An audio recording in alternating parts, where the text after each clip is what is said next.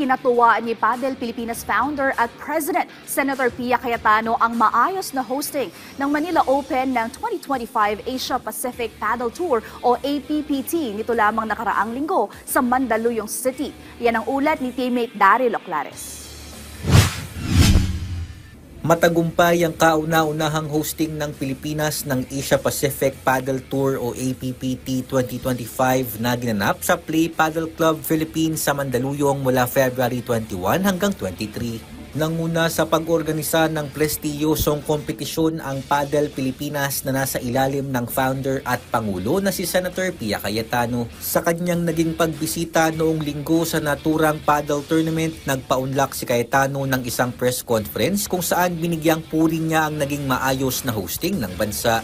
Pero pag-amin ng senadora, hindi ito naging madali para sa Padel Pilipinas. Parang ito, to be honest, kaya nang gawin ng team ko to. I'm not involved in this, pero I know kaya nilang gawin pikit mata. Masakit pa rin sa ulo, but you know what to do. And so that's how I feel. And I think, because no less than the APPT guys were saying na it's the best that they've experienced. I think I have to kudos sa team.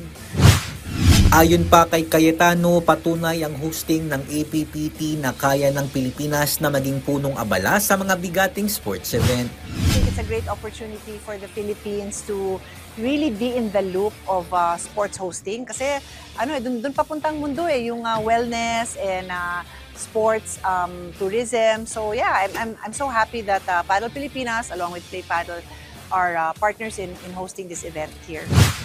Matapos ang Manila Open, sa Batangas naman ang sunod na destinasyon ng Asia Pacific Paddle Tour at nakatakda itong umarangkada mula February 28 hanggang March 2 sa Palm Beach Paddle Club. Daryl Oclares para sa Atletang Pilipino para sa Bagong Pilipinas.